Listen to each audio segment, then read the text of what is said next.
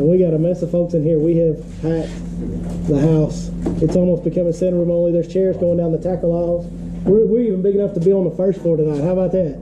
That's when we're big time right there when we get on the bottom floor around here. So, hey, we appreciate you guys coming out. I'm really excited about tonight's seminar because here's the deal. One of the people I've looked up to, I'm trying to embarrass him real quick, but one of the people that I've looked up to for the longest around this lake, and really honestly, just a true, honest Lake Fork legend, a guy that has been there, done that, FLW major champion. I mean, he's done it all in the fishing world. He's invented baits and stuff. I mean, he's just league qualifier. Incredible amount of fishing knowledge and experience. And like I said, one of my true heroes. We're going to get it started with him tonight. He doesn't even need an introduction, but I gave him one. He's right there. His name is Mr. Mark Pack. So y'all give him a big round. Big round. Thank you, sir. Thank you, Mark. Well, glad to be here. Hopefully, I can help y'all find fish and catch fish. And the way I'd like to start it is just any kind of questions y'all have relating to like the current patterns and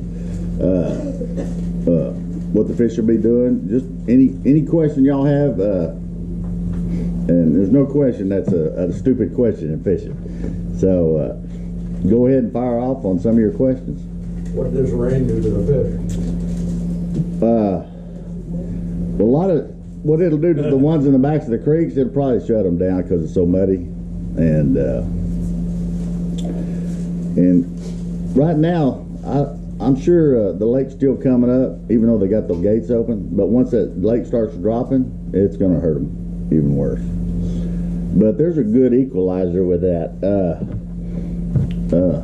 Fish just don't want to get trapped shallow, so they kind of move out and suspend a little, and they're harder to catch, especially in the shallower, muddier water. But some of the best things to counter that is first thing, move to clear water. Especially on this creek, you can find creeks that are kind of dead end creeks that don't have a lot of runoff in them, and that's what you kind of want to look for. And another thing is you'll have fish that are in different stages of moving up. Some of them are already up and committed, but the major move for the fish to come shallow is usually when the water hits 52 to 55 and you have a full moon. So once they pull up, they're committed. They're not going to pull back deep next time a front hits. So that's basically what we're waiting on, is that first big wave to move up. But there's a few there now, but the majority hadn't moved up yet. Like today, I was grabbing some in the mouths of creeks, 30 feet of water, and they were suspended at 10 feet down. But it's hard to get those to bite because the sun's not out. If the sun will come out, they'll suspend even higher, and you can catch them good on a jerk bait. But we're about a week away from everything busting loose. We got the full moon next week, and I don't think I've seen the sunshine in I don't know how long. And that's what you need, is sunshine, to get that water warmed up and get the fish what they need to do. But with these fronts every 2 or 3 days, it just makes it tough. But some of the best things to look for, like in the backs of the creeks, is look for channel swing banks or channel swing points. Because fish look to go from shallow, and they want deep water access close by when a front hits. That way they can drop down and equalize their bladder with their barometric pressure where they don't feel sick. And that's basically what a lot of the bigger fish will do. And so you want to look for channel swing banks closer to spawning flats, and that's where they'll be staged, back in the backs of the creeks mostly. And then sometimes you'll catch staged on secondary points that run out on the drops. They're looking for them drops is what they look for. But and then another deep pattern right now, like I was telling you, those suspended fish. I've got a lot of big fish suspended out in those big treetops that hadn't really moved up yet, but they'll suspend up and get the sun, and you can catch them once it warms up some. And some of the best baits to do that are jerk baits, crank baits, but I like using fluke style baits. I use my impact shad. I use the bigger one usually. And you can work it through the tops of that timber pretty good. You can catch some pretty good fish. And a lot of those fish don't even get messed with in the springtime. Most people are up in the backs of the creeks or up shallow. And some of my best days I've ever had are out 20, 25 feet out in the mouths of the creeks on suspended in timber. But any other questions? Carolina You rig. need the sun for that? Huh? You need the sun for that? It's better when it's sunny. But you can catch when it's cloudy too. But it needs to warm up.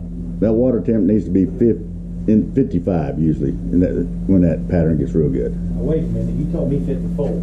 I lied to you. Are you throwing weightless or Carolina rigging? Well, out in that timber, I'm throwing it weightless because I want to keep it at their zone. I can count it down to the zone they're at and then work it through their zone, twitching it and pausing it and keeping it at that depth zone. But one of the best patterns is going to come up here in about another 2 or 3 weeks. Once the main lake hits 55, they'll make a big push up on the shell beds, and that's one of the best patterns on the lake for catching big ones. And you probably know that one. But what else here? Well, I've been seeing on Facebook stuff that they've been catching fish in shallow, like 6 foot waters. Well, yeah, they will. Well, let me tell you what happens.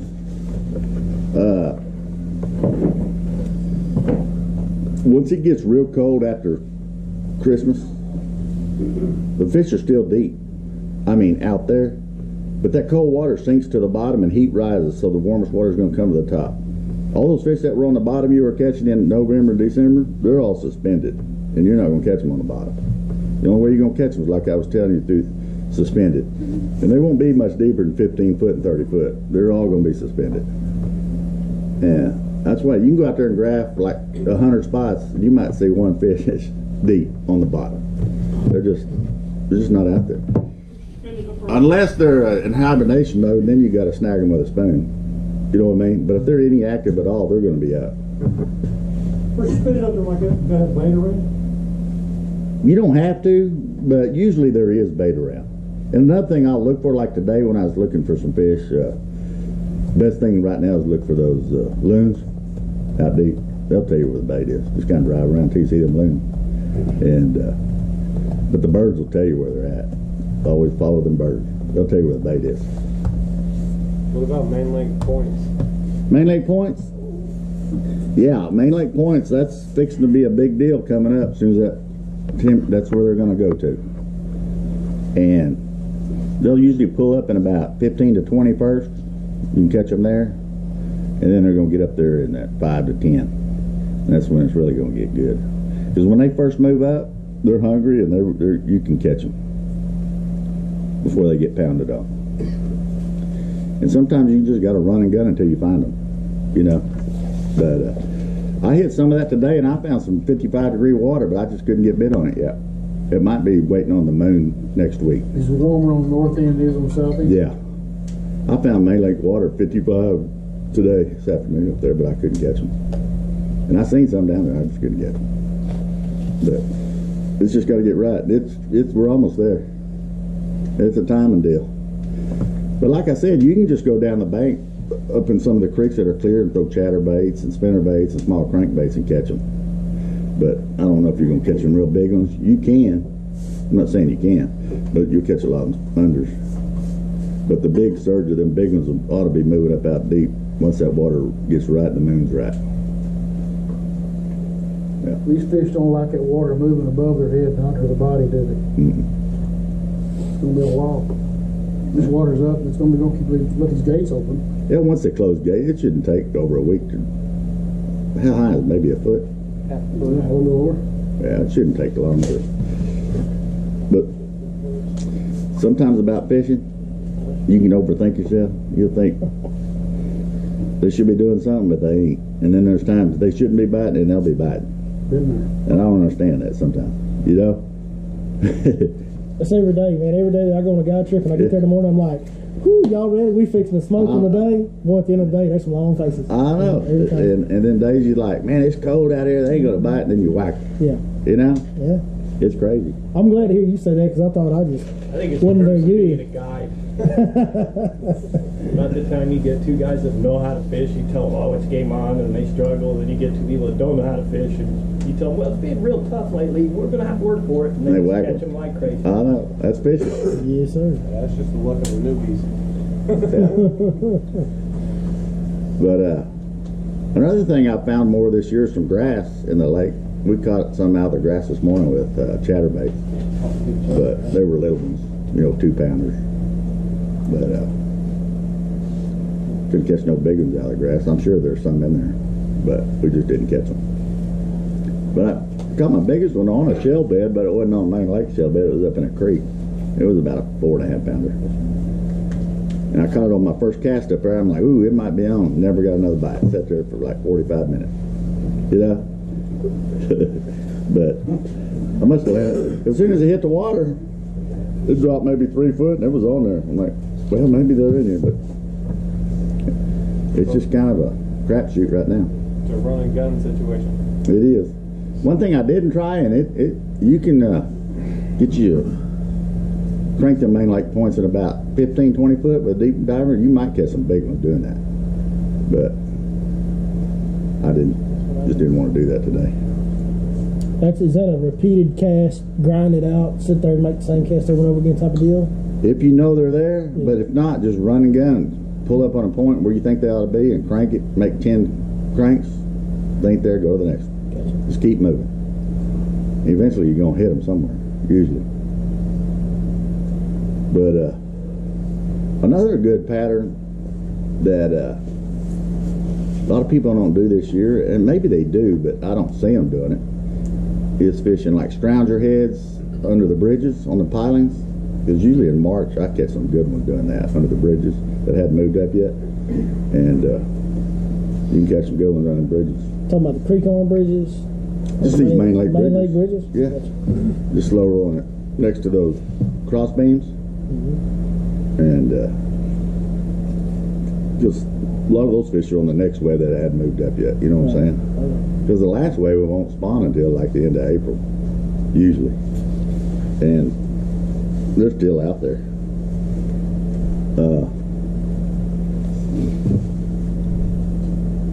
But on Carolina rigs, right, lizards are real good. I throw a lot of lizards in the springtime and brush hogs. What colors? If it's dingy water, I like that. What's it called? Chartreuse pumpkin chartreuse. It's like a laminate, really. It's like they took a pumpkin seed and dipped it in chartreuse, the whole thing. Yeah. But that's a good one. And then in clear water, I'll throw like a watermelon red with a chartreuse tail. More natural? Yeah. And then, of course, on chatterbaits, I like just like a watermelon red with orange in it. And jigs, something with green pumpkin and orange is good. Was black or blue work? Yeah, I catch them black and blues. So, but that orange seems to be better. Something about orange this time of year, isn't it? Something about orange. Yeah. Crawfish. Yeah. Yep. Got one over here.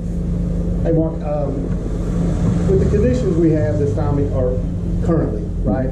Inevitably, the farther you get back in creeks, the muddier the water's going to get. I mean, almost to the point of chocolate milk. When you get to that point, do you just turn around, or do you still fish that water? And if you do, are you throwing like a real bright color or a dark color? Big bait, small bait, fast retrieve, slow retrieve? I mean, usually in muddy, it depends. Muddy water scares me. Like, the biggest tournament I ever won was in muddy water in springtime, and that was at Beaver Lake. Everybody went to the clear, and I went to the muddy end. Then I found them real shallow on old boat ramps and parking lots and stuff. But once you find them, you can. But the deal there was the water wasn't as cold. The cold muddy water is what hurt you. Now if it's warm, warming up and muddy, you can still catch them if it's stable, if the water's stable and not moving up or coming down. If it's more stable and above, say, 60 degrees, you can catch them. But like right now, it's kind of tough. And in that muddy water, do you prefer, or like that real dark muddy water, do you prefer a real bright color or a darker in muddy color? water, I like something with chartreuse in it for a belly or the tail or orange. Yeah. But the whole thing doesn't have to be bright like that. You know what I'm saying? Right. Just got to have that little piece to it. Yeah. Yeah. You don't want to get too loud with it. But yeah. I got you.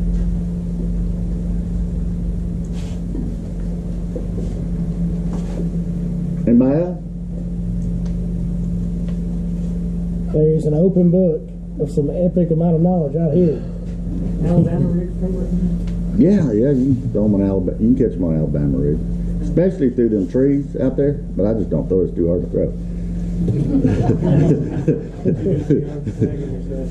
Yeah, but I made a jig head, a weedless jig head, just for that, where you can swim it through that timber. That's right. But it just wear you out throwing that thing all day. But you can do it, a young guy.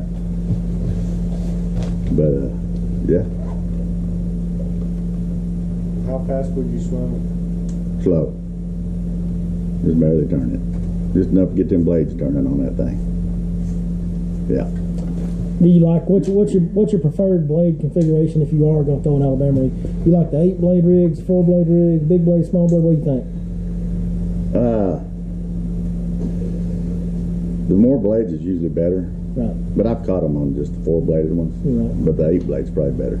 Gotcha. Just seems like the more flash and the more disturbance in the water. If you're going to throw a big old umbrella, you're Yeah, going you to might as fall well out. go all the way. Yeah. Might as well look like a chandelier. That's right. That's right. Yes, indeed. Yeah. And big swim baits ought to start working pretty soon too. Yes, sir. Yeah, we are getting close to that time. I agree there. Yeah, but big swim baits, man, he'd catch some big ones on it. You'd mentioned swim bait Uh-huh. here pretty soon. Yeah. I wish I'd thought about asking this question last week, but I didn't. Mhm. But, you ever take a swim bait out in like 20 foot of water and just go through the working it in the Oh timber? yeah, oh yeah. Just, all you got to do, like if I'm out deep, and remember what I said, a lot of them are going to be suspended up, so you don't want it going past 20 foot. So your best weight on a big swim bait, like on a jig head with it, is about a ½ ounce. And if you want to keep it up at around 10 foot, you want to put a 3/8 ounce on the front of it on a jig head. But in the summer when they go deep, I throw a lot of 1 ounce and stuff to keep it down. And you got to reel it slow just to keep it down there.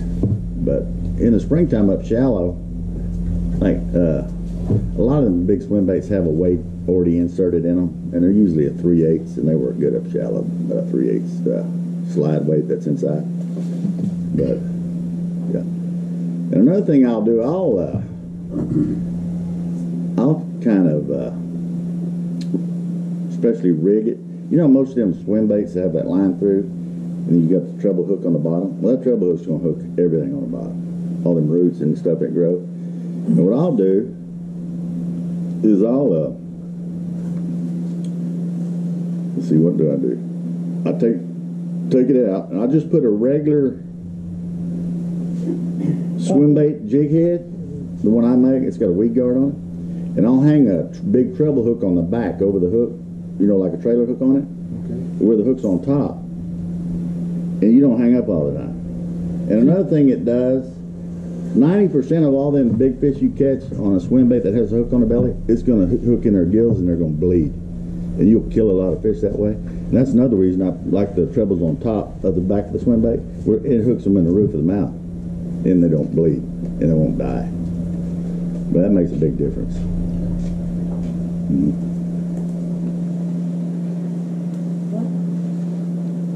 I've got a question for you. Yeah. If you only had tomorrow to fish, Yeah. What would I what do? part of this lake would you go to, and you only had one lure to use, what would it be?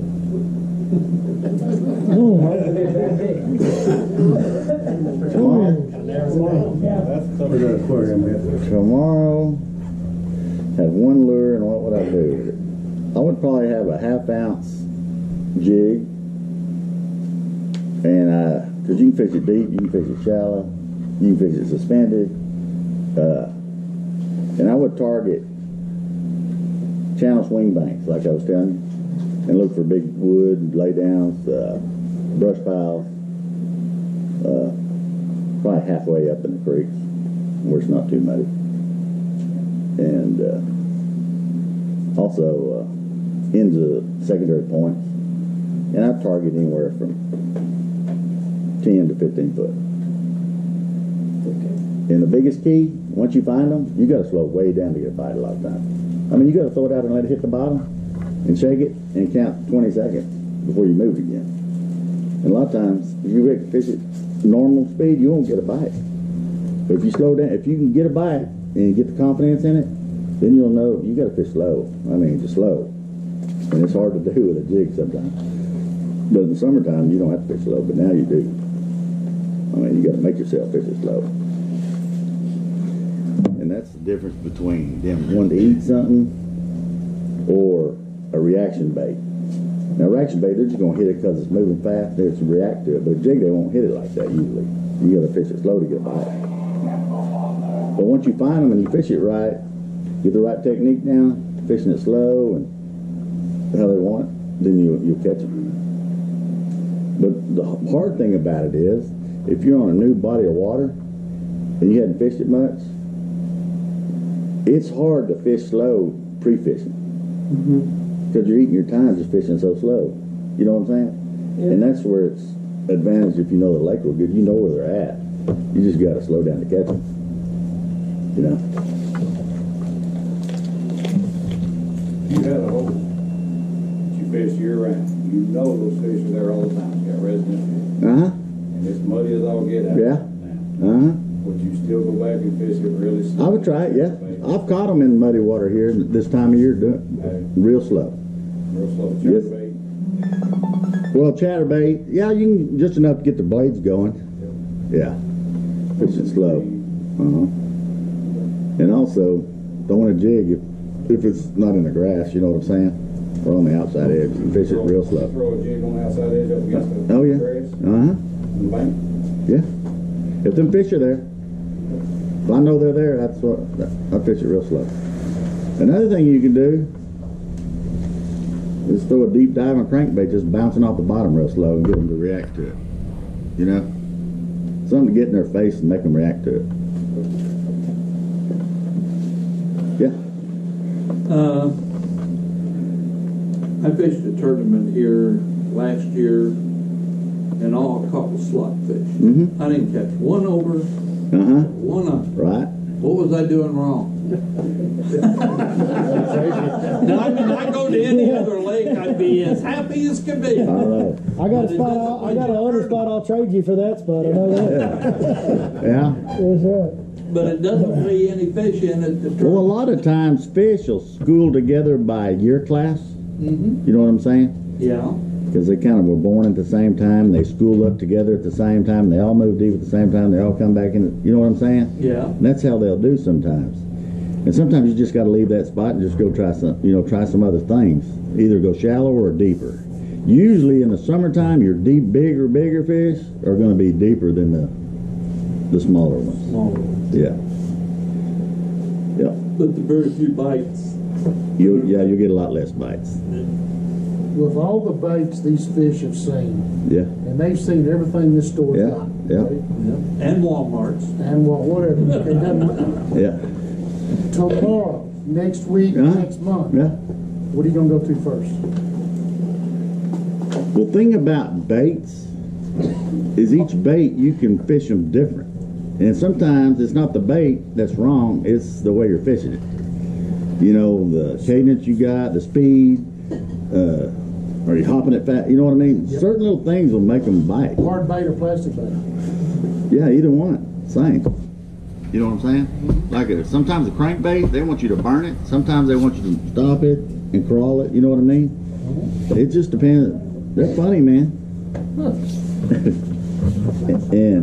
But usually, this time of year when it's cold, sometimes you got to do erratic things to get them to trigger on it.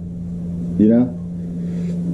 And that's like a lot of times you're throwing a chatterbait in the grass, and when you go to rip it, get your blade, that's when they'll hit it because they think it's getting away or like a cat jumping on something. You know?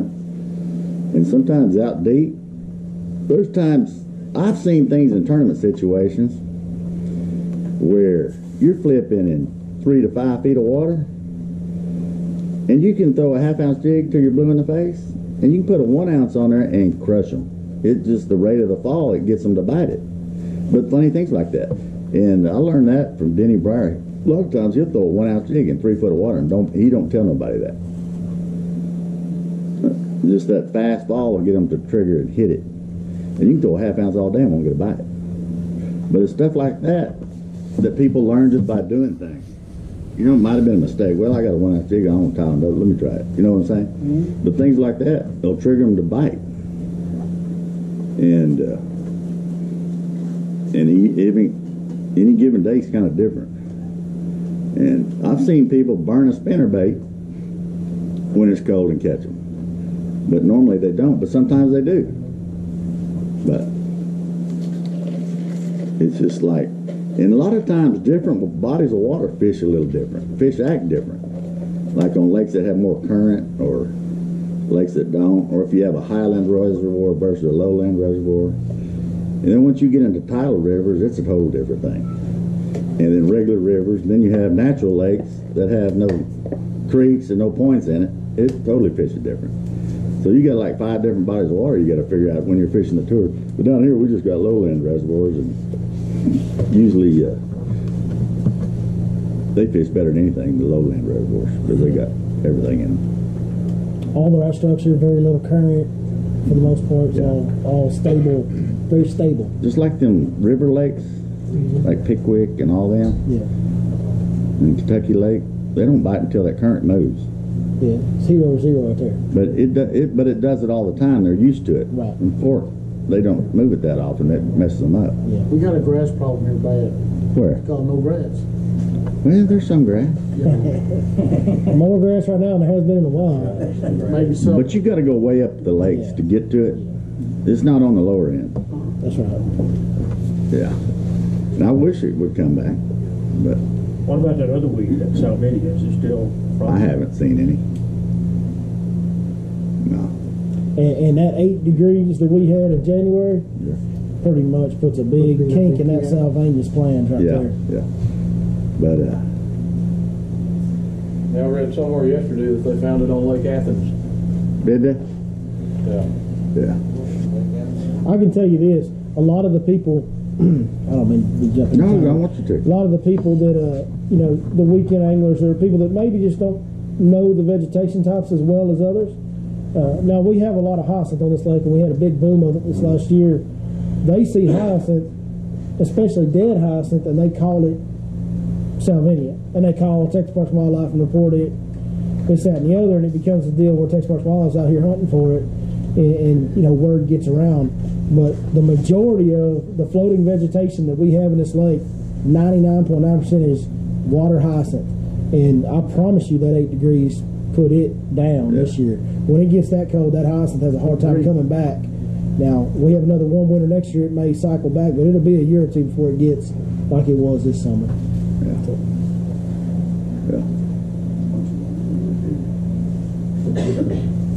That's a good thing. Yes, it is. It was starting to get out of control a little bit. It was. And just some little tips leaving here.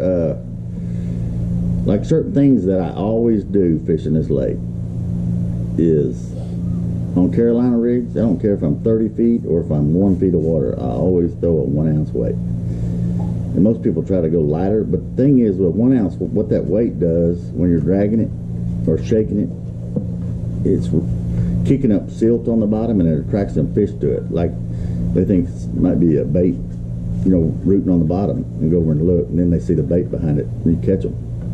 But that makes a lot of difference. Just a little bitty deal like that, and a lot of times, and the way you fish it, some days they want you just to drag it real slow, and some days they want you to shake it and stop it, and some days they want you to just reel it real slow. But right now, probably the best thing to do is I'll shake it some and just let it sit there and drag it just a little bit and fish it slow. But that's important with a Carolina rig, is a heavy weight. A lot of people, they'll have like a 3/8 ounce weight on there. Then I'll change it. Or they'll fish with a while, and then I'll notice the other guys wearing them out. I'm like, you might want to change it down. But that makes a big difference on a Carolina rig. And there's probably more big fish caught on this lake on Carolina rig than anything out deep. I mean, I've heard a lot of guys are going to 5 foot leader instead of a 3.5.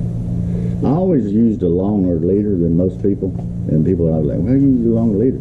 It's because it got more action. When you move that bait has more time to travel one side or the other if you have a bait that kind of glides to one side or the other, and it gives it better action.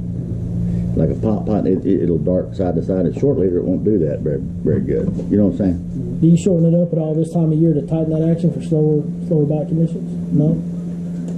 The only time I would shorten one up is if I'm fishing in grass with it. Yeah. You know what I'm saying? Yeah. But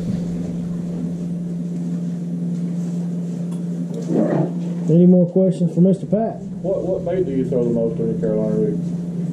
this time of year, lizards and brush hogs and my impact shads. In the summer, all I throw is that impact shad. That's about all I throw in the Carolina rig. It's like in the summer, it seems like they're feeding more, the deeper fish feed more on shad.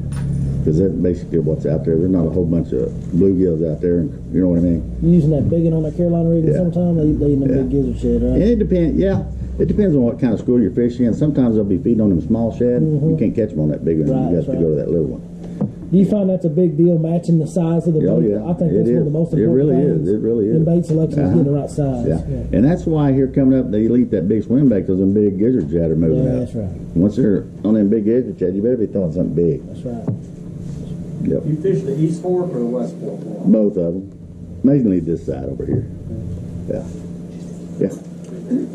Don't hear much about Texas rig or wacky worm on this lake. Well, a lot of people throw wacky worms in the spring, especially when fishing gets tough. Especially when they're spawning, they'll hit a wacky worm pretty good. And then a Texas rig, I throw it quite a bit in the summer, especially if I'm fishing timber. If I'm fishing thick brush or timber, I'll throw a Texas rig most of the time. Because the Carolina rig just hangs up too much. You know what I'm saying? And a Texas rig will slide right through that stuff. And usually, like right now, I'm catching some Texas rig in a big brush hog in that timber with a jig. I'll just switch back and forth. But usually, the third week of May is when most of the fish start going back deep again. And Texas rigs are great once they start going deep again, especially when they get in the brush. It works great. And that's what, and like if you're up fishing points up shallow and stuff and open humps where there's not much brush, you can cover more water quicker with a Carolina rig. But once you get the target down like brush pile, then that Texas rig will work good going through it. Because you don't want to hang up a bunch in a brush pile where there's fish in it or you'll spook them. And that Texas rig just goes through it a lot better. I have one more question. Oh, yeah. I think I heard you say stuff about the bridge pylons, but do you think it's worth a shot to maybe throw a swim bait at all these bridge pylons? Or not? The things I would throw would be a swim bait or a fluke style bait on a grounder head in about a 3/8 ounce weight, 3/8 to half, and fish it about 10 to 15 feet down next to the side column. Okay. That's where they'll be. And then another bait would be that Alabama rig. It'll catch them. I don't know what a scrounger rig is. This scrounger, I think they got some here.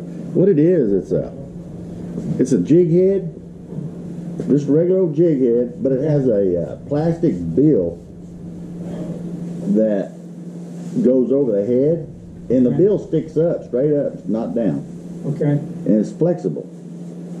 So when a fish hits it, it just collapses. And another thing, if you reel it right through the timber, you can go right through all the timber without hanging up. Okay. That sounds good. Yeah, but that's a scrounger head. But and you can take a paddle tail swim bait too, you know, and put it just on a regular jig head without a scrounger and catch them too. Okay. It depends on if you want the action on the front or the back. If you want the action on the back, you use a paddle tail without the scrounger. If you want action on the front, sometimes you change it up, then fish will react to it different. Okay. Any more questions for Mark? All right, man. Hey, Mark Pat, thank you, sir, Yes, very sir. much. Can't say Thank thank you. you enough. Appreciate All it. right, thank you. Thanks for inviting me. Thank you. There's a scrounger. Hey, right there. There's a small one. This is drop strap. All right, so next we got a very good friend of mine, a guy that I've hung out with and cut up with. And I'm gonna tell you what, this old boy right here, he's not as publicly known as some others, but he is an absolute hammer. And it's getting to the time of year when he tends to shine the most. So we're gonna bring him up here, Mr. Zach Zeter Hughes, former tournament hammer around here. Now he's a guide. So come on, buddy. All right. Yeah. You need to help me, buddy. No, that's fine. Those rods are just 5 rods I grabbed off the boat today, so you can kind of see what my customers are throwing. Same thing. What I wanted to come and talk to you about is dumbing it down and fishing the drains. Everybody comes in here and says, oh, we're going to fish the creeks. Well, everybody fishes the creeks, but where you're going to separate yourself from other people is fishing the drains that are off those creeks. You take Glade Creek, Running Creek, Birch Creek, Little Mustang, Big Mustang, Little Canyon. All those have major creeks in them and they get pounded. But if you take let's say Little Caney Creek, and instead of fishing the main creek, go off and fish those drains that other people aren't fishing, that's what's going to separate you catching 5 fish versus 25 fish. Especially you tournament guys, if you can find that one drain that is holding fish in 7 to 10 foot of water, you'll smoke the other guys. They may catch 5 fish and you'll catch 35 fish, you know. How you do that is when you're looking at your electronics and you go down the main creek where you see those dips when you're going over on those graphs, those dips aren't there for any reason. If you took this lake and drained it, you're going to have a main creek, but then you're going to have little fingers that go off of it. And that's where a lot of times just that subtle, what Mark was saying, that subtle drop in water from maybe 5 foot to 3 foot or 3 foot to 5 foot, that's where those fish are going to hang out. Those fish this time of year, they're wanting to get shallow. They're like me and you. They want to be warm. The warmest water is going to be shallow. Coldest water right now is deep. So if those fish can take those drains, highways, back to, you know, 55 degree water versus 49 degree water, they're going to do it. They're just like me and you. Most of my fish I'm catching right now is in 5 foot of water or less. Billy saw me last week. I never left 7 foot of water all day long. I fish a little bit different than Mark. I fish a little bit different than every other guy out there. But if you dumb down what you're doing, you'll catch more fish. We overthink it. We put 25 rods on the deck. You know, you're asking about baits. Baits this time of year is not that important to me. It's where the fish are hanging out. If I have a drain that I feel like's got 100 fish in it, I could go in there and throw any one of those baits and maybe catch 10 or 15 of them. Versus if you go fish. When we saw each other, we were literally fishing the same drain at, you know, alternate times, throwing completely different baits and both getting bit. So that's what I'm saying. I mean, baits to me this time of year, the standard. You can see what I got. Every one of y'all probably has it tied on right now. But it's finding those key areas in, say, a Glade Creek or a Little Caney Creek or Birch Creek that are going to hold that water temperature a little bit higher, you know, and it's going to have grass. Those creeks always have grass. They always have spawning fish. So this time of year, what I look for is where do most people bed fish at? You know, Glade Creek, Little Caney Creek, Birch Creek. Well, what do you think those fish are doing right now? They're finding those little highways to get back there to where they want to spawn. And they want to be in warm water. Last week it was 75 degrees, and we found a little drain that I don't know how many fish was in, but we caught 27 out of it. And we didn't move the boat probably as much as this area right here. So that's what, especially tournament guys that are fishing this week, I hear you guys saying tomorrow. You know, those fish are still up shallow. The water here, you know, we say it's muddy, but if you go, like Mark was talking about, if you go to a real river lake, you know, any of those lakes up north or Kentucky Lake or all that, that's muddy water. Ours is dingy. You know, and those creeks that I'm talking about, they're going to have grass in them that filters that mud.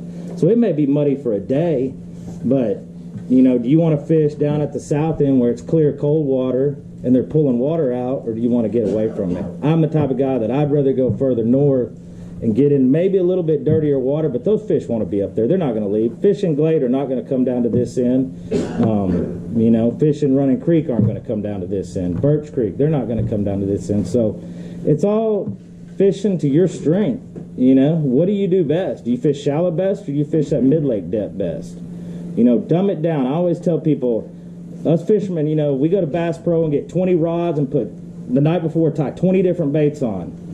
But then when you start fishing, you're throwing 1 or 2 baits. I guarantee it. It happens to me all the time. I have 20 rods on the deck for my customers, and at the end of the day, we're all 3 throwing the same thing. So just dumb it down a little bit, and you know, what I like to do, what I tell people when I'm teaching them about this lake, these creeks on this lake, they're pretty much like little lakes. Glade Creek, Little Caney Creek, Birch Creek, Running Creek, you could take the mouth of those and cut it off and dummy down that creek like your own little lake, okay?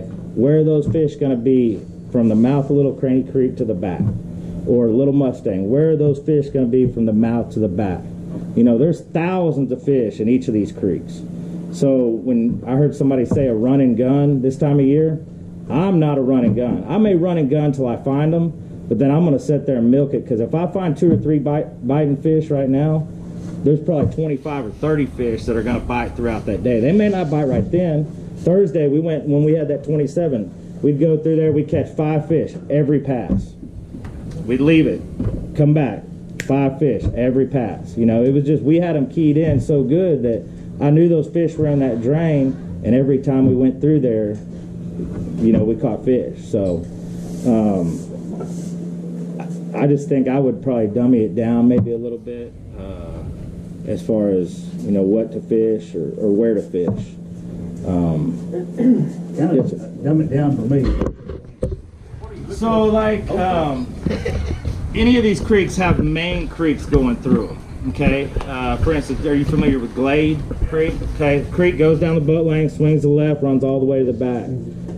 Glade Creek, I bet, has 25 drains in it that a lot of people, if you haven't been out here or haven't seen the lake 8 foot low, you wouldn't even know they were there. All back there by those islands in the back, those are little drains. I mean, that water doesn't go through those islands because, you know, that area is higher than the last. That's a drain, a little creek coming off the main creek. So when you're trying to find those, with the water the way it looks right now, you're not going to be able to find those without your graph, you know, just spending time back there. One thing you can look for is the bigger trees. You know, a bigger tree will sometimes be on the side of those drains versus, say, a group of little 3-inch saplings that, you know, are in the backs of every creek. But if you look for the big board arch stumps or whatever, they usually will tell you it's a little bit deeper of a drain right there, and you can follow that. With the mapping we have these days on the graphs, I mean, it'll show the little contours that may change, and I'm talking about contours that go from 5 foot to 3 foot.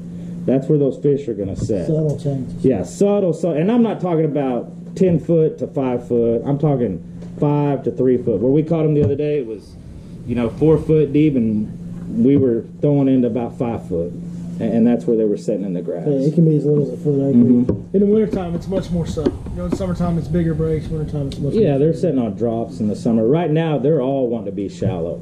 You can catch some fish deep, but you're not going to catch the numbers. What I'm doing with my customers right now is we're going out and catching numbers in the morning, and then we'll go after a big fish in the afternoon. A lot of times we're catching the bigger fish with the smaller fish because the females are up there trying to warm up just like the small fish.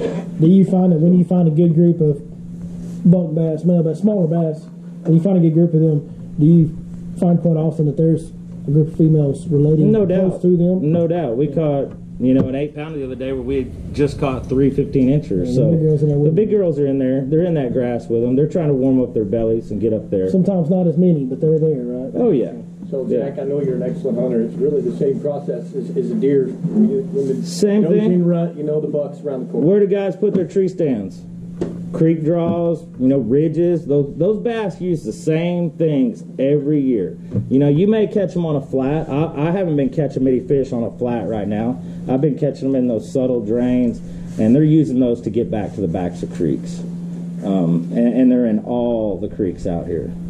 So with this dirty water situation, one question I wanted to ask you, talking about these drains, do you hunt out pockets that get less flow, or do you hunt out clearer pockets of water within those more expansive areas?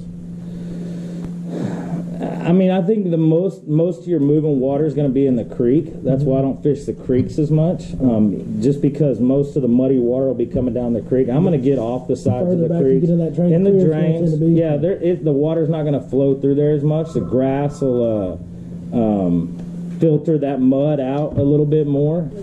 It's just where those fish are setting to warm up. I'm not a big creek guy. You know, if I'm flipping a jig, I may get on a creek to try to catch a big fish in 10 to 15 foot of water, but you're looking for 4 to 5 bites. You know, I don't want 4 to 5 bites. I want 25 to 30 bites a day, and you know, that's just the difference between me and some other guides. But you know, I feel like if you could go in a area that everybody else isn't fishing and find a group of fish, you're doing better than, you know, following the main creek. Well, just speaking to him, knowing him personally, knowing, you know, we talk a lot, and knowing what he did in tournament fishing days when he was out here, he's absolutely one of the most consistent fishermen we have on the lake.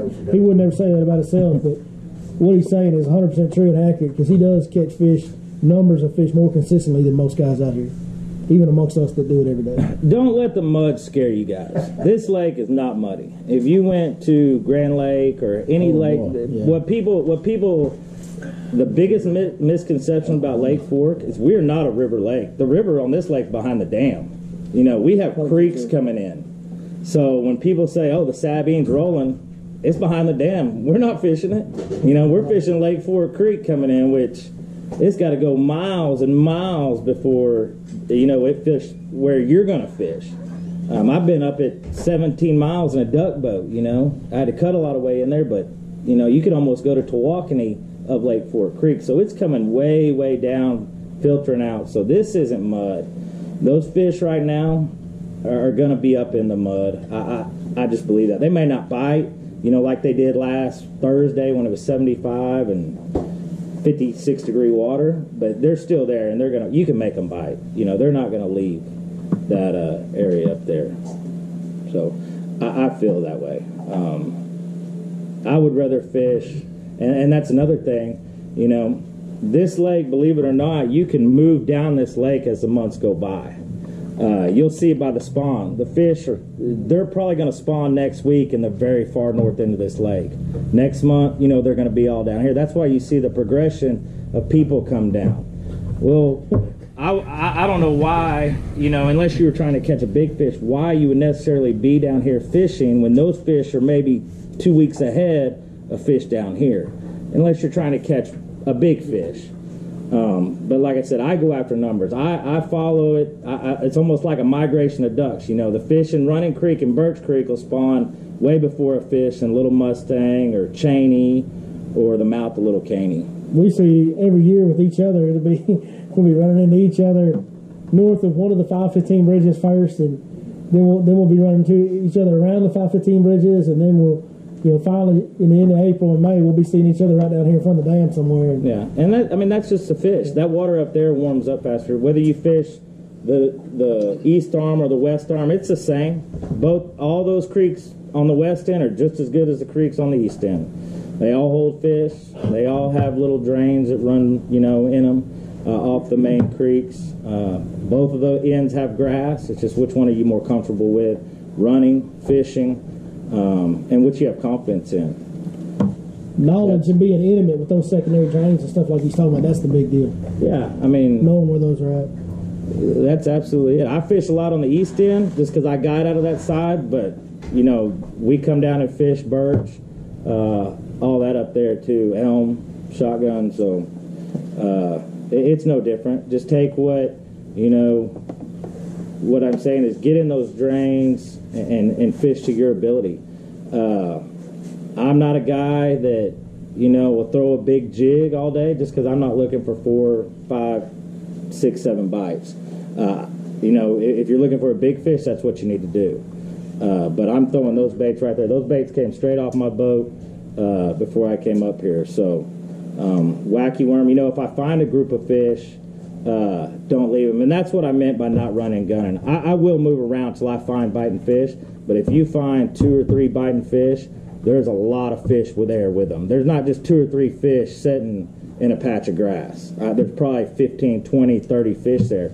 So the other day we went down a bank and had a little subtle little drain on it, and we caught 4 fish. Just bam, bam, bam. I told my customer, I said, we need to get back here. It's kind of where it drained wide. I said, we need to power pull down and throw wacky worms in there. And I threw my first cast in there. I went to get a dip of snuff out, and the damn near jerked a rod out of my hand. So that just shows you, once you find them, you know, if you find 3 or 4 biting fish right now, stay there for an hour. You know, those fish are going to turn on at some point that day, or leave it and come back. That's what we did to that one spot. We caught 5 out of it. They shut off. We come back to it, caught 5 or 6 out of it. We leave it, come back to it.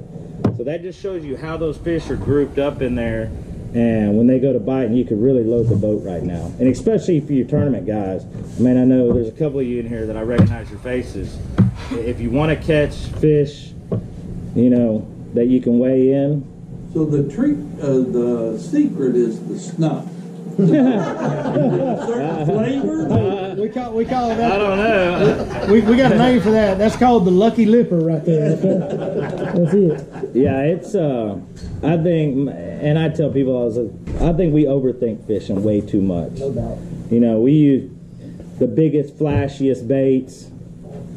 You know, $25 baits, $30 baits. When them fish, man, they're eating worms, crawfish, and minnows out there. Yeah, when they decide to eat, they eat whatever moves. They don't got a McDonald's where they can order a and burger with no tomato. I'm a strong believer of right now, if you find a concentration of fish, you could catch them on a chatterbait, a rattle trap, a crankbait. You know, hell, we all have 20 rods, so for me to tell you one bait to use, you know, hell, tie all 20 on them, make 5 casts with each, and see what they tell you to bite. There you go. So question for you.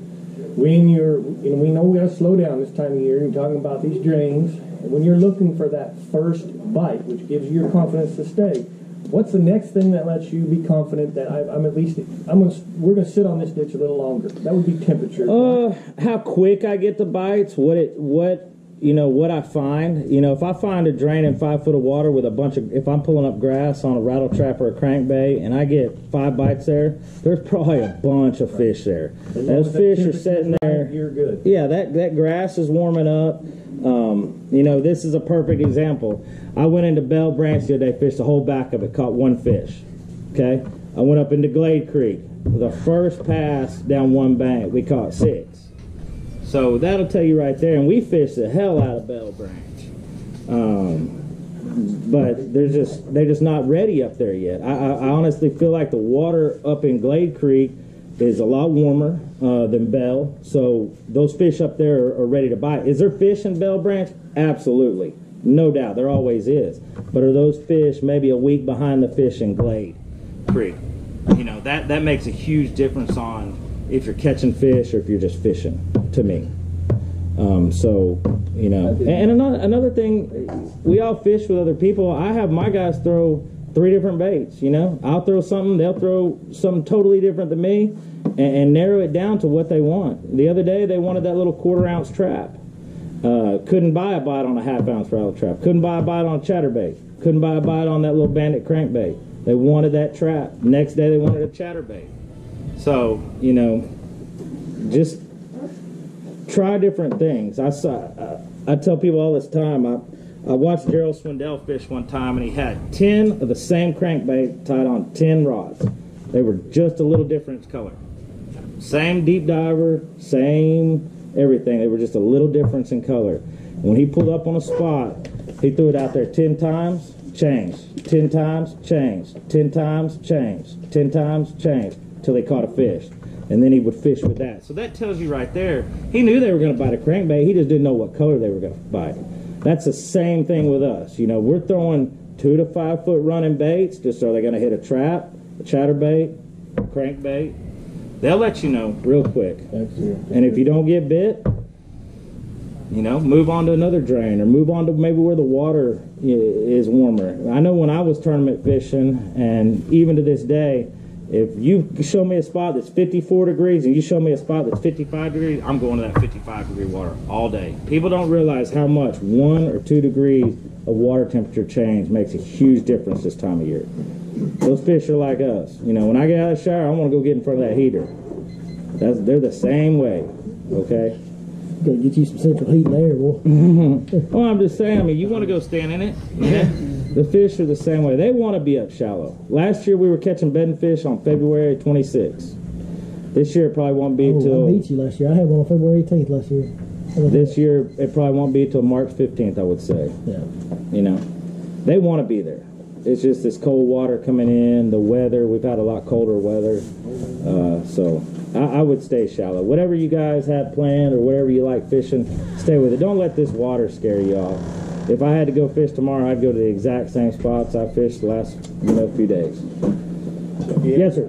When the water gets in, do the fish hold tighter to cover, or do they... I believe they do. I believe they do.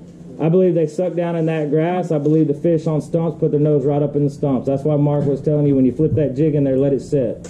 You know, I honestly believe if you go to Bass Pro Shops, or when they used to have an aquarium here, or you go over to Minute Bucket, if you watch that fish, when she's cold, she's got her nose up against that stump like this. Or you go to Bass Pro and you see them on them rocks, they're always facing with their nose up against that cover, whatever they're around, rocks, wood. So absolutely, I believe they hold tighter to cover. I think there's periods of time in the day where they may turn on and feed and get out, you know, away from it and put a feeding frenzy on, you know, right before a storm or in the afternoon. But I absolutely believe if that water temperature is under 55 degrees, those fish are on some kind of cover. I'm not going out and throwing a spinner bait on the flats or anything like that. I'm trying to bounce that chatterbait or that crankbait or that you know, rattle trap off those stumps. And it's funny, if you watch, I had a customer last week. He could, I mean, all he had ever been taught is throw rattle trap out and reel it in. Well, how many fish out here see a rattle trap reeled in every single day? Mark was talking, you know, make something different. You know, I fish my rattle trap totally different than other people. I kind of work it, you know, like I'm working a jerk bait real fast back to the boat, because what I want that trap doing is hitting that grass coming out of it, hitting that grass coming out of it. And he made a perfect example, almost like if you drag something in front of a cat. You know, if it just comes through there, that cat's going to look at it. But if you pop it in front of that cat, it's going to swat at it. And that's the same thing you want with the reaction baits that I'm throwing. Just something different. You know, the rise or the coming out of the grass to get those fish to bite. His buddy, he could throw a rattle trap with the best of them. He caught 15, the other guy caught 1. So that tells you right there, they were throwing the exact same bait. So that's a little 1/4 ounce red-eye shad. That's been my best bait to date. I don't know if it's because it's smaller. I don't know if it's because I could rip it out of the grass a little bit easier. I don't know if it's because they've seen 1/2 ounce rattle traps, so they're blue in the face. But that's a little change, you know, that I'm telling you about. It may just be going from a 1/2 ounce to a 1/4 ounce trap that gets those fish to bite. I can just work it a little better than a 1/2 ounce trap too. A 1/4 ounce definitely easier in shallow grass, for sure, 100%. You know, to get it through there. No doubt. If I was tournament fishing, that's bait what I'd be throwing right there. Yeah. You can get 5 bites. Oh, that's a perfect underbait right now. That's been the best one done. If you have a creek to choose from, Glade Creek. Man, you gotta stop all this glade time, man. It's my favorite creek on the lake. If We ain't gonna be able to fit in there, man. We can't fit in there anyway. That's a good point. That's what I'm saying. all the research I've done, I've never fished Lake Forest. Glade is the most popular creek. A lot of guys won't fish Glade. Because it's so crowded, yeah. I'm not fishing the same thing other guys are fishing. That's the difference. If you go in there and the next month, you'll see 75 boats in Glade Creek. I've seen people drive in there and turn around and go out. But that, if you go out and fish, find those little drains where they're not fishing, they're all going to go beat the bank. They're going to go to the East Field, fish all the way through the islands, go back out. I'm fishing way out in the mouth of it, you know, finding those drains that are... Glade Creek, if you look on a map, it says the spawning flats. Well, perfect. That's what I want. That's what those fish do every year, you know? They're there. That's the biggest example of a spawning flat, big bay like that. That's that flat that we have on this lake. That's why I keep going back to it. It's 5 foot of water all the way across. If you could find 6 foot of water in there, you're going to catch fish. And for tournament guys, I would 100,000%, however much that is, say that Glade Creek is the #1 spot on this lake to catch a good bag of unders and catch an over right next to them. This time of year, best chance you got right there to catch it all in one spot is in Glade. You ask me one creek, I'll say Glade every time. I believe in it. I think Glade's its own little lake. We catch fish in 20 foot of water in Glade in the summer. Second one, Running Creek. All the research I did that everybody goes to Glade Creek. Everybody goes to Glade Creek, but a lot of people fish the same thing. Fish out a little bit. People think that it's all deep out there. You could be in the boat. You could be right off the boat landing Glade Creek, sitting in 3 foot of water, right by the buoys. Mm-hmm. You know, I've seen people running in places that I wouldn't run my boat, and I run all the way to the back of Glade Creek. So when you say Glade Creek, it's one big flat, and that's what I'm talking about. Finding the little dips way out from the back. People are going to go to the back. You know, the back's too. I mean, I don't want to go to the back. They can have the back. Those big fish right now, those big females that are wanting to move up, they'll bed out there. You know, way out by the boat lane. You know that I've caught fish off beds, and now it's got to be clear. I've caught fish off the beds before you ever make the turn back in Glade, out there in those trees. Wow! Just because it's 3 to 5 foot of water out there. Back in the day when it was real clear, had a bunch of grass in the east field. Mm-hmm. Those big girls would bed way out at the mouth of it. So don't go where everybody else is going. Shut your boat. Don't run to the back. Shut your boat down out at the mouth. You like wearing a trick worm or a sinkhole top bait?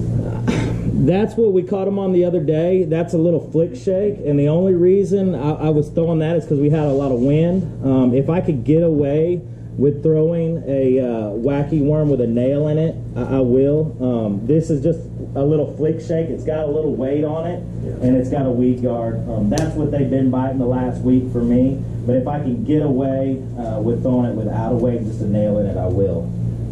The only reason I have this on is because we had a little wind, and it helps you feel the bite a little bit. I like a trick worm style bait. I see a lot of people throwing a Cinco, but I'm just a trick worm kind of guy. Cincos do work. A lot of my customers like throwing Cincos, so I tie them on a Cinco and let them go to town with it. What about a shaky head? Shaky head, that's another one. I got it on my rod. If they're going to hit a shaky head, they're going to hit that flick shake. A lot of ways I used to win tournaments this time of year out here is I would go spot fish stumps with a shaky head. Of course, I was trying to catch unders, so I would go back to these places. I'm telling you, I'd get in one of those drains and I'd go down and flip every stump. That's a very good way to catch unders right now. I'm not trying to catch any unders anymore, so I kind of got away from a shaky head. But if you're trying to catch a lot of fish right now, throw that shaky head up against the stumps. Like I said, those fish this time of year, they got their nose up against the stumps. If I was going to fish a tournament tomorrow, I'd have a shaky head on. So, what did the rain do to the water temperature? It didn't do much. I mean, it cooled it off a little bit. You know, last week before the rain, it would start off about 48 and then get up to 54, 55. Like Mark said, he found 55 today. I didn't fish today, so I don't know what it did to it, but it's not going to do much. It's not that cold. It may drop it a degree or two, but you can still find. That's a catch-22. You know, the sun is going to warm that muddier water up way faster than it will clear water. So, you know, with it getting as warm as it's going to get tomorrow and Sunday, it'll be back to the right area. I mean, I saw water today out by the golf course that was gin clear. But do you want to go fishing with them pulling 5 gates right there? You know, I wouldn't. But that's, you know, there may be some. I've seen a bunch of guides out there fishing at the mouth of Little Canyon today, so I don't know if they're catching fish or not. They may have just been looking for clear water. It's kind of a catch-22. It's all 52.7 in the main lake. Yeah, so if you give me 52, 54 degree water in February, I'm happy man. Mm-hmm. We've had you can catch fish. Last week we were catching fish in 48 degree water, so 52, 53, I am a very happy guy. Any more questions? Yes, sir. I missed your name. Zach Hughes. Zach Hughes? Yes, sir. Don't tell the law that, though. Zach, I saw you drive a while ago. Yes, sir. Okay, one of the creeks I fish off of, there's a big flat. Yes, sir. If you found in that 3 to 4 foot flat that dropped off to 8 foot, would you still mess with it? Absolutely. Oh, that's my absolutely. If it's in the back and it's got the water temperature. It is in the back. I mean, the water temperature is the biggest thing right now. those fish, if you can find 50-degree water, you're going to find biting fish. They may not bite at 7 in the morning. They may bite at 1 or 2 or 3 o'clock, but they're going to bite some point that day. The days that I struggled are the days where I couldn't get it over 48, 49 degrees. If you give me an afternoon with 52, 53 degree water, we're going to catch some fish. We may have to burn a tank of gas, but we will catch some fish somewhere. So, would you spend more time throwing a wacky rig? No. Or with a shaky head? Not right now. Oh, wacky rig over shaky head? It just depends on what kind of fish I was trying to catch. If I was trying to catch unders, I would throw a shaky head. If I was trying to catch big females, I'd throw a wacky rig. If it was me, what I would do is go throw moving bait until you find biting fish and then slow down. You're going to waste a lot of time throwing a slow bait right now. I never start off with a wacky rig unless, you know, I find a group of fish and the next morning it's just calm, flat, calm, no wind in there, and I know they're in that drain. I'll go throw a wacky worm. But most people are down here, you know, you guys are probably local, but most of the guys I come down here that fish with me are here for 2 or 3 days. So I want them fishing moving baits, you know, till I find a concentrated fish where we can load the boat up in a day or a day and a half, 2 days. But for a bigger fish, I throw a wacky worm. For a smaller fish, I throw a shaky head. Both of them are going to catch you numbers if you find biting fish. So, all right. Man, good job, Z. Appreciate you, brother. Boy, it's hot in here. Yeah. You, man. No, not me. Hey, I want to stop right now and tell him personally thank you because, you know, we do spin out sometimes. We, like you said, we overthink things, even as a guy who does it all the time like myself. Mike's heard me say this a million times. I thought you were going to say I'm looking for dirty water. How many times have I told you that? I'm looking for dirty water this time of year. And yet here I am the last couple of days going, oh man, I've been catching fish and now it's going to blow that area out. I'm not gonna, you always say you're looking for dirty water. You just got a mess of it. What's the problem, you know? So appreciate you dumbing it down. That's a great topic. Absolutely. Great on point idea for right now. Don't overthink it. Don't freak out, man. Just keep fishing where you know they're at. Like he's talking about drains, breaks. We all know that. We've all heard that before. It's a matter of focusing on it. Couple of shameless plugs I want to get out of the way real quick. Number one is, if you guys heard about that map chip, I know some of you have been calling me, asking me about it this week. Maybe some of you guys that are fishing this weekend. We have some here. There's a gentleman over here in a black and red skin. Stand up real quick, Mr. Glenn. That's my buddy right there. He's my partner on this. So if you need one of those map chips or you want to purchase one tonight, see Mr. Glenn. He's got them for you. I know some of you guys already have them. We appreciate that. The other thing is, we got a little video coming out on Monday, and we do tweak a little bit when we get that off-color water. We use a little different colors than usual, maybe get a little brighter, get a little darker. And we have one coming out, and I'm real proud of the name we come up with. Real happy with it. And I only had one. It was just a skirt that somebody had given me, this crazy-looking skirt. We had, water was already starting to dirty up, Tuesday or Wednesday, something like that. And it was real cloudy that day, a little bit of rain, and put this wild-colored skirt on, and we caught some fish on it. And so Joe even matched the trailer to it, tweaked it out, and it's chartreuse and orange. And if you guys followed the guide tournament, the lipless bait that we caught 30 pounds on in the guide tournament was chartreuse and orange, called Tiger Shrews by 6 Cents Lures. Well, this one we have dubbed this one the Disco Biscuit. So that's Disco Biscuit right there. We say it's gaudier than your grandma's Christmas sweater. But we'll pass that around. I thought that was going to get a better laugh. What are y'all doing, man? Come on. We made a laugh. I thought mine from yesterday. Hey, Joe has 10 of those left until he gets more skirts in. So if you would like to get one of these neon dirty water chatterbaits that he's custom made for this condition that's going on, get down to Joe's shop tomorrow since the tournament's been pushed off, and he's got 10 Disco Biscuits ready to go. There he is right there. Ain't that right, Mr. Joe? Thank you, sir. I want 5. He said, I want all 10 right now. What are you talking about? Can I get 10? Got any jelly or jam? I got to leave something for her. Huh? Limit of 1. Limit of 1 per customer. There it is. Price goes up. It's going up. Honestly, though, guys, besides that crazy brightness color, which has been kind of a deal that's worked really well for me this last month or so, the other thing that's been really consistent on a chatterbait is black and blue. Okay, black and blue has caught some really good fish for us on the chatterbait. On those days, like Jack was talking about, some days they bite the trap, some days they bite the chatterbait. And I'm experiencing the same thing. I've got 3 core moving baits that are very similar to his. I'm throwing a lipless bait, I'm throwing a chatterbait, and I'm throwing a Movement 80X crankbait, which is a very shallow running crankbait. A little bit bigger profile, but very similar to the Bagley crankbait he's got over there. Or what is that? Bandit? Bandit. Yeah. Bandit crankbait. It's a very similar type of bait. Mine's a slightly bigger profile, but very similar action. So basically, we're doing the same thing. In the same, we even see each other all the time. We're in the same areas. But we start off with all three, and it works out perfect because we got three, and I got me and two customers, and we all three throw one until we get a couple bites. If any of y'all saw the guide tournament video, I drew the lucky straw and was throwing the lipless bait that morning, and that's what they bit. But my customer started out with a chatterbait, a Movement 80X. We got 2 bites right away.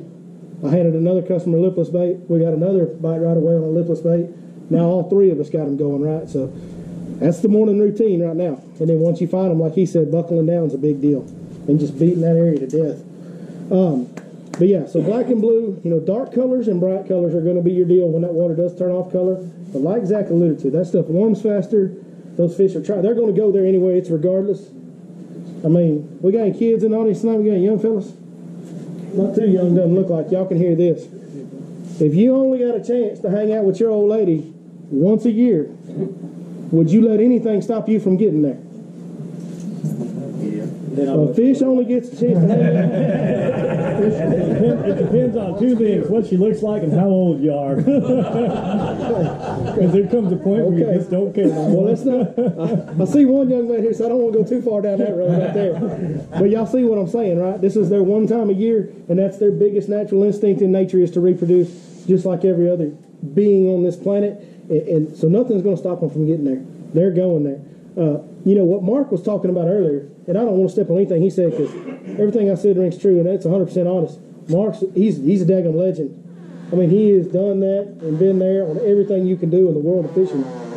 As you can tell, he forgot more than any of us. Yeah, 100%. But Mark is fishing for a different group of fish than what me and Zach are focused on. Completely different source. Completely different source. Mark is a home run hitter, right? He's caught enough giant fish over the years. Mark swings for the fences every day. I know him well enough to know that's true about him. And that's what he's doing. He's looking for groups of giants. We're doing something.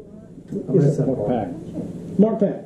He was the first speaker tonight. He talked about fishing the main lake down there. So he's looking for groups of giants.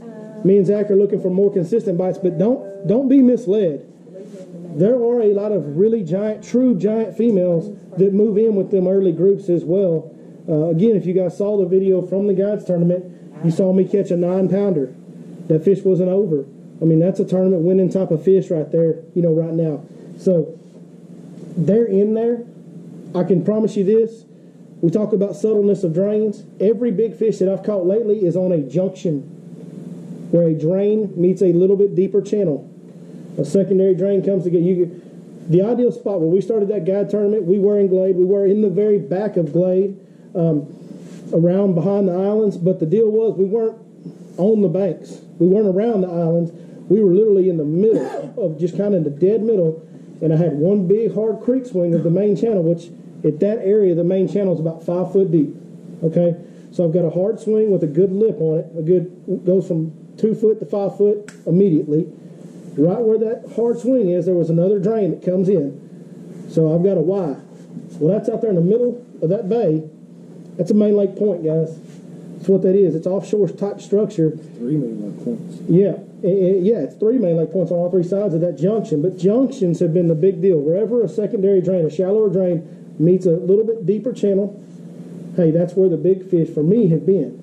So if I'm fishing a tournament tomorrow or Sunday, I'm going to go out there and I'm going to fish those secondary drains, and I'm going to get way up in them and look for the warmest water I can, and I'm going to get me a limit of fish in the boat, right? I'm going to get me a limit of unders in the boat fast as I can. That 1/4 ounce trap, honestly, is probably the very best thing to catch unders right now. Just is. And once I've got some of those fish in the boat, I'm going to follow that drain back out, find where it meets a channel swing or something like that, where I've got a junction, and I'm going to pull down, and I'm going to get to work. And I'm going to literally beat those areas to death. Maybe it's an hour, maybe it's 30 minutes, judging on water temperature, water conditions, bait activity, all those details we have to pay attention to on a day-to-day basis. I'm going to make that decision when it's time to get up and go find another one. But if I've caught a limit of fish around there, and I've caught male fish around there, the old girl you need, she ain't far, and she's probably going to be at that junction. And odds are you beat on that thing enough, and you contact that wood, with them crankbaits and chatterbaits, you want to contact that wood, you're going to get a reaction. At some point, you're going to have a chance at a fish. If she ain't over, she's going to be close. I mean, that's just happened on an almost daily basis right now. So it's been good, man. Fork's in good shape. If you guys have any questions at any time, please shout them out. This is a hypothetical. Okay, hypothetical. I can go with that. Turn into glade. You want to fish glade. Let's just say you don't have your electronics with you on these bends and these. What are you looking for? Well, with the watercolor we're presenting today, it makes it tougher. Yeah, brutal. So here's the deal. Lake just got full. It's tougher. The one thing that can tell you this is trees, the stumps that we do have in the lake. And you can see much less now than you could 3 days ago. But to the best of your ability, you want to find them big old live oak stumps. A live oak stump, if you go through the woods over here, you look at the biggest, tallest live oak trees, that's the biggest tree we got in these woods. Big around. They grow on a water source. They hold leaves longer throughout the year into the winter, and they spring them earlier. They're already budding out. Some of them hold them throughout the winter. They never lose all their leaves. That requires more water for that big tree that holds leaves longer to live. So they grow at the low spots. They grow on the edge of creek channel bends. They grow on the edge of ditches and drains. So if you can locate those really huge stumps, that's going to help you locate your low spots. And from then, it's just a matter of exploring and paying attention to the depth the best you can. A lot of times, that's shallow enough water, you can kind of give it the old, give that old fishing rod dip finder a poke down there. I mean, it's a longer process and it's more difficult, but that's a couple things that you could do. Did you have something to add to that? Yeah, your diving birds, basically, you have grebes, you have fish diving birds, but you also have a grass diving bird, and that's a coot. So anytime you're getting in the far backs here, pay attention before you get there, before you scare the coots, and watch what the coots are doing, because they're in what little grass or grass is there. Yeah. And most likely the grass is in the ditches this time of year, so the coots will help you find out where should I be.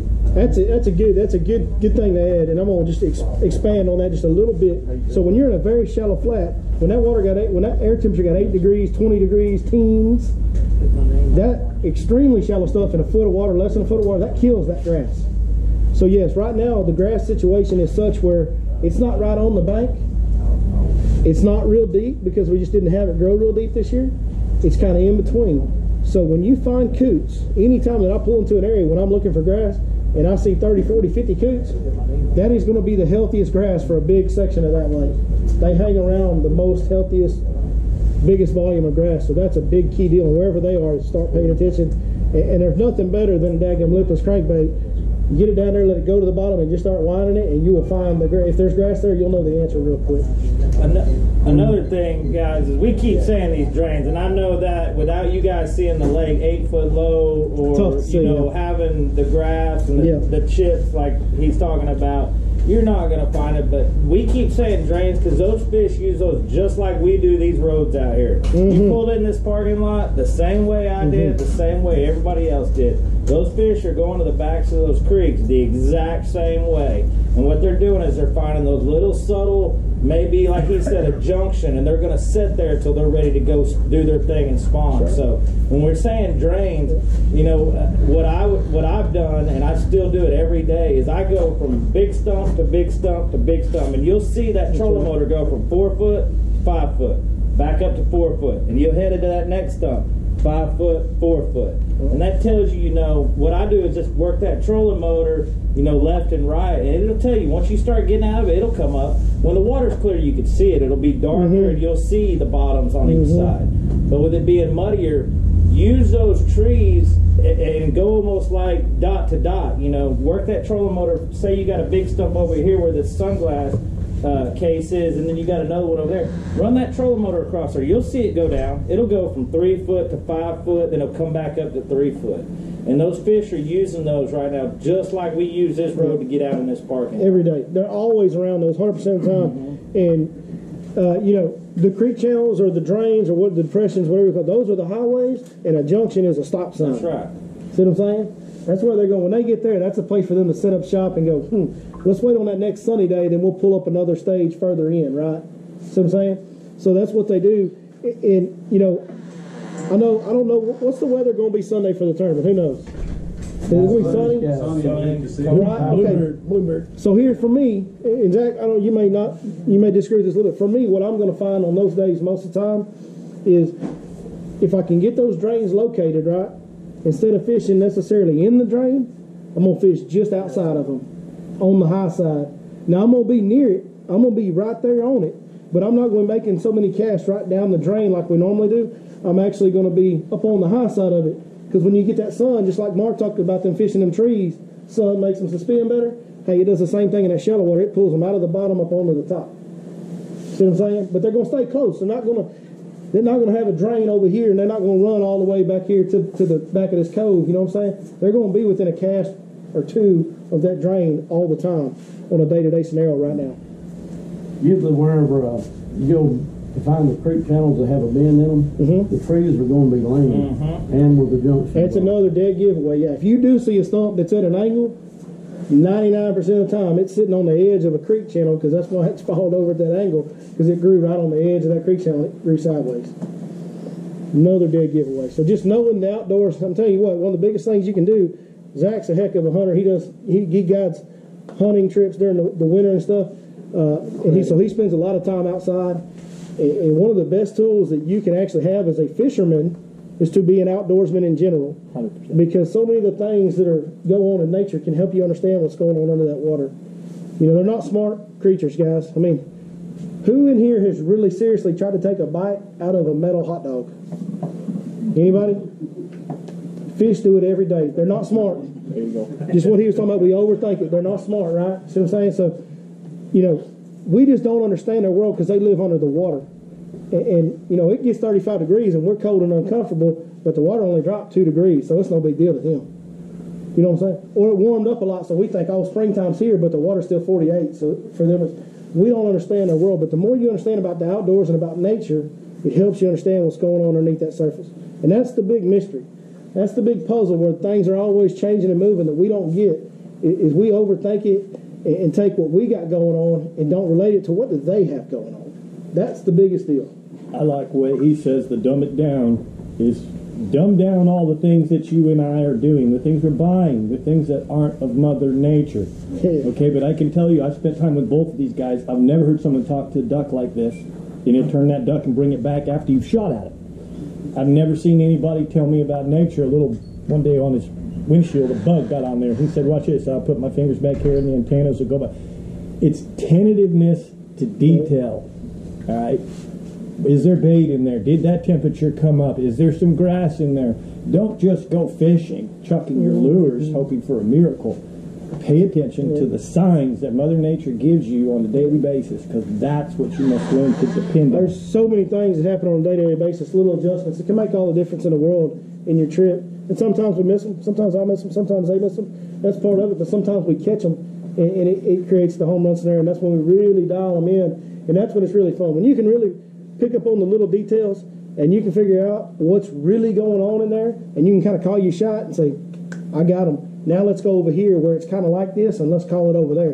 And you pull up in there, all right, we're going to catch them right here on this bait when it does this, and then you do it. You know, that's what happened for us in the guide tournament. We were able to pattern those fish, and even after the weather changed and we were uncomfortable, the water had not changed that much, and we were able to go around, even though it was blowing and cold and nasty, and pattern those fish and caught fish every spot that we moved because we had them patterned.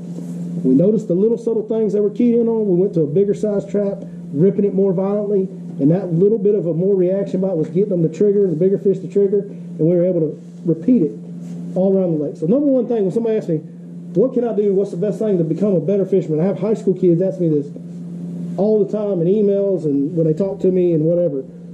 What can I do to become a better angler? I said the number one thing that you can do, and it's going to sound really simple and really dumb, just pay more attention. That's it. And that sounds really simple, but really focus. I mean, if you'd have talked to me that day of the guide tournament, I'm a different human being in that day because I'm locked in. I don't have time to think about what Joe's brother's cousin is doing, and I don't care about what was on the TV last night. I don't care if the Super Bowl was going on. I don't care. You could have told me the score, I wouldn't have been able to tell you what it was because I've got one thing on my mind, and that's figuring out what's going on underneath that water. And I want to know every little thing that my bait hits. I want to feel it. When they bite, first thing I do when a customer gets a bite, how'd he bite it? How deep was your bait? Were you on the bottom? Did you hit some grass? Did you hit a stump? You know, little things. Pay attention. I got to piggyback on that too. I got. Please do. I didn't want to leave Billy with just a little bug thing because I have one that blew my mind. I fished all my life, okay, and we were fishing one day. I believe we were on Lake of the Pines, and all of a sudden, he went, "Did you hear that?" I said, "I hear what?" Yeah. I hear what? And he said, "Listen."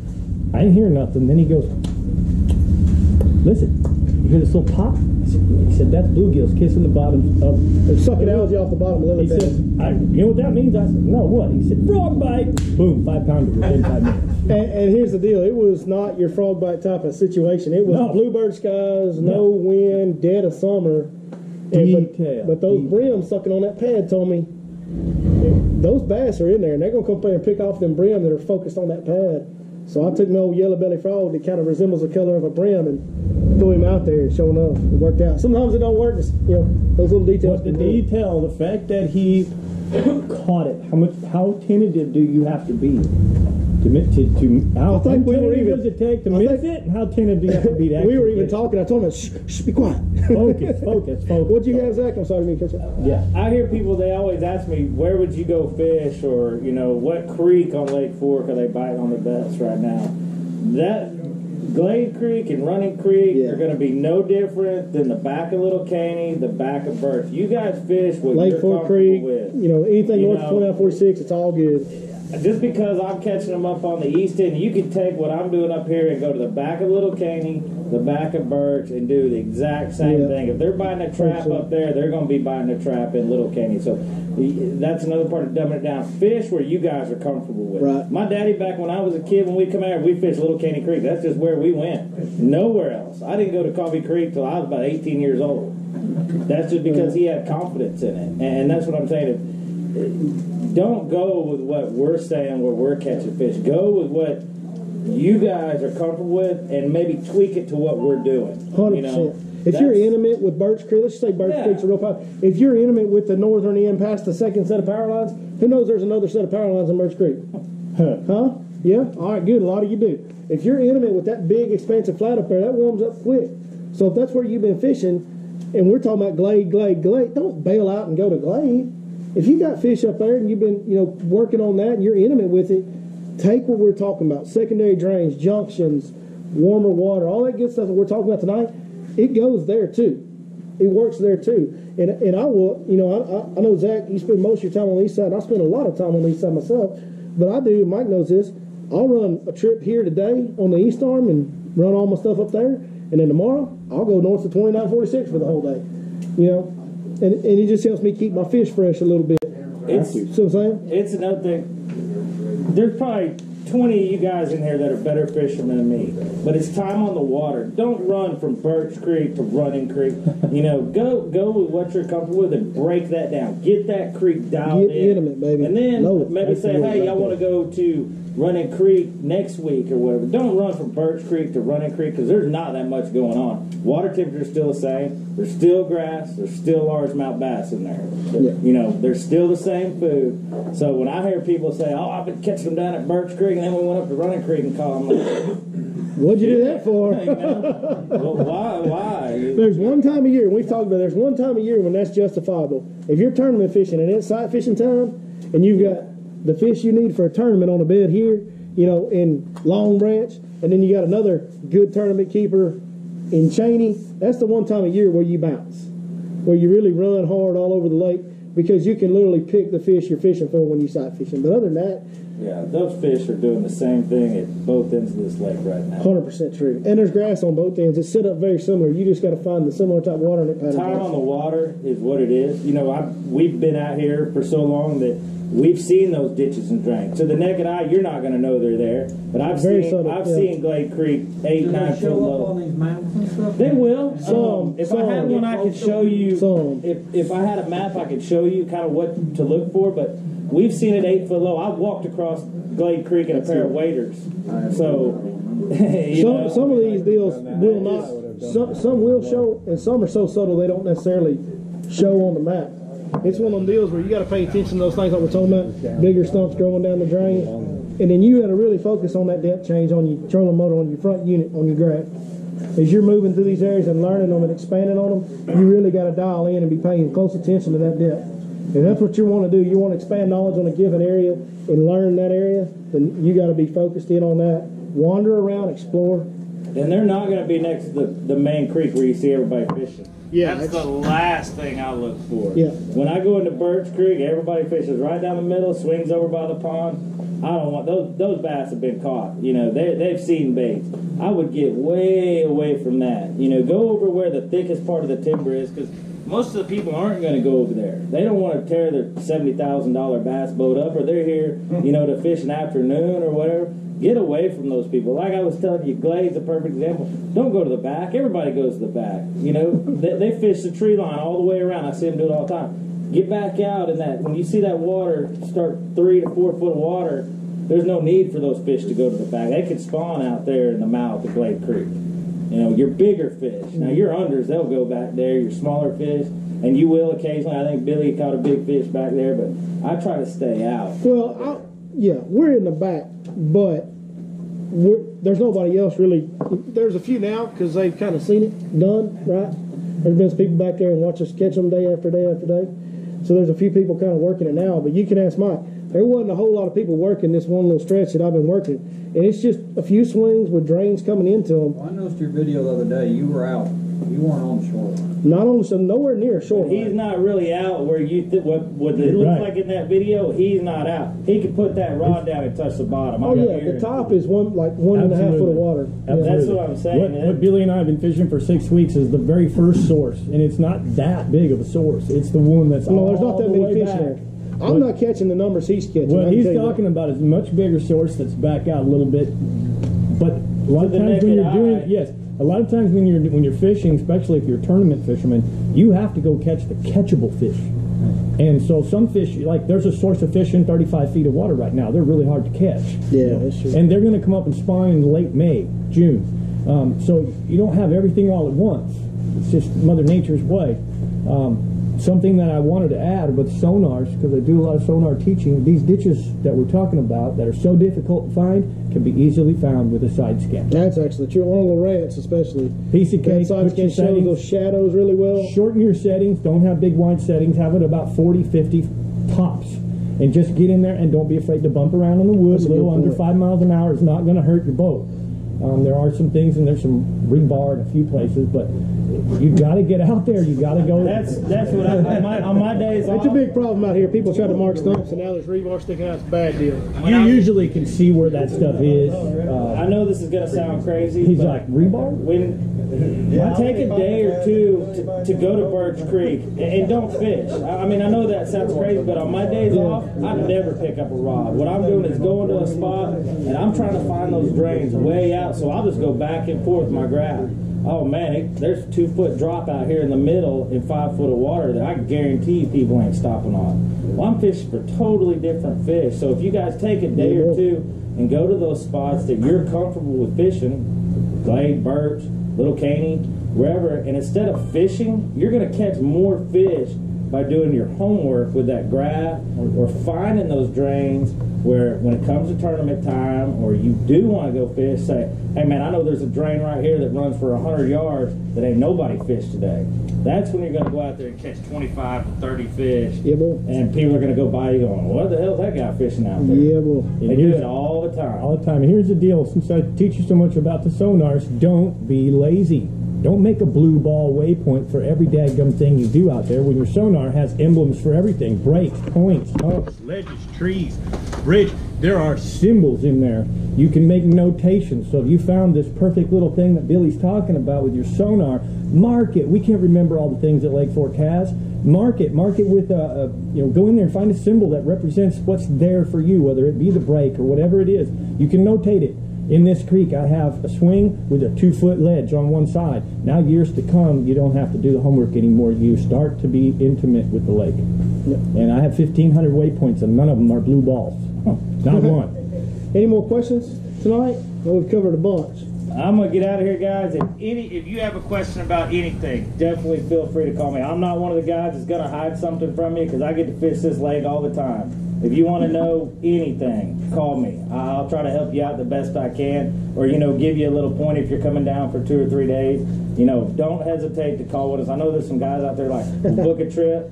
You can call me and ask me anything, and I'll tell you straight up what they're doing or where they're at, or how we're catching them. Because if you guys are catching them, more people are coming to the lake and booking us up. That's right. Making us more money. So you can't be friends with me if you're scared to share information. I know that. So.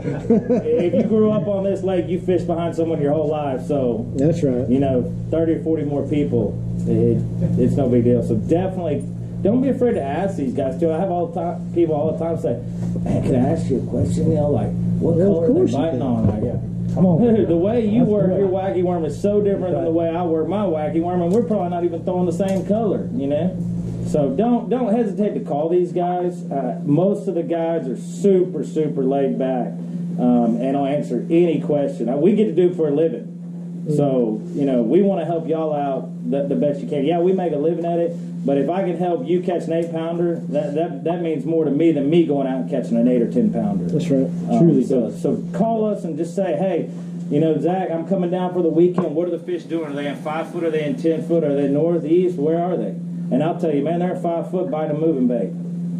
You got all the lake to go do what that is. So that's not me telling you, where I'm catching them. But don't hesitate to ask the questions of the guys that are doing out here. Time on the water is the biggest thing when it comes to catching fish.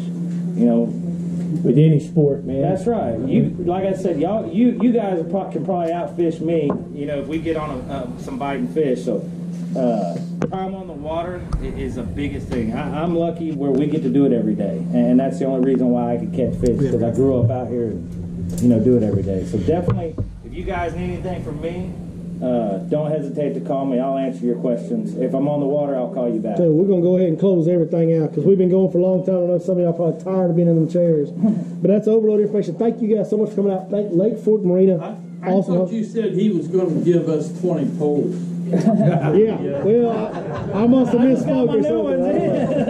Well, they still got stickers. I can't even rub the stickers off these yet.